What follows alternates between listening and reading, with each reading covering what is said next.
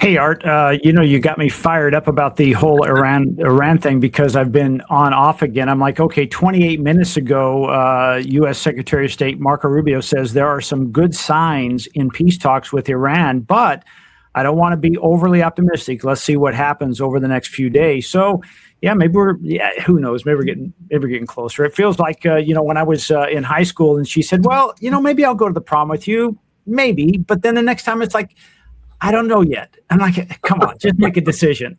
So anyway. Well, it's funny what you said there. Rubio, I think, has borrowed the term from our president. How many times have you heard our current president say, we'll see what happens? Yeah.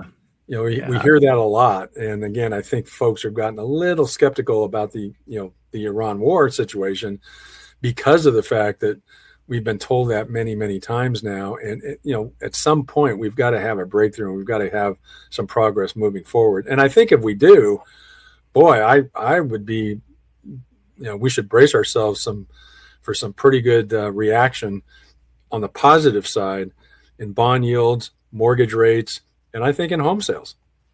I have to agree, and I'm a little off topic here, but there are so many people who have predicted that this year is going to be an amazing year when it comes to GDP growth, and just with the last couple of weeks, or actually a few weeks that you've shared information, has been very positive, in spite of the Iran conflict and the closure of the Hormuz and the gas prices.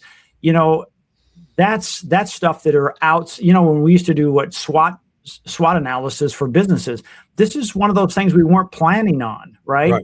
And I think these things get behind us. I think you're right. We are off to the races in the U.S. because there are so many good things going on. I believe I see around it. You have your thumb on the pulse with people putting applications in for mortgages or refinancing or HELOCs, things like that.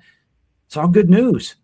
Well, it is, and there's still a little bit of a disconnect, though, despite the good news that the economic data tells us versus, the man on the street or the woman on the street, the person on the street, I guess I should say, who's not fully feeling that economic activity, in a positive way. And a lot of it has to do with prices, like gas.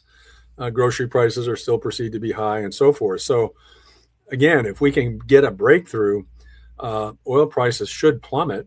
That's going to take a lot of the pressure points that's on inflation numbers that have been coming out for the last month or two.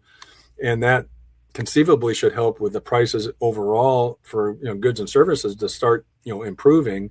So that way, if the general public can start to feel that, boy, I think we've got the recipe for some good months ahead. So.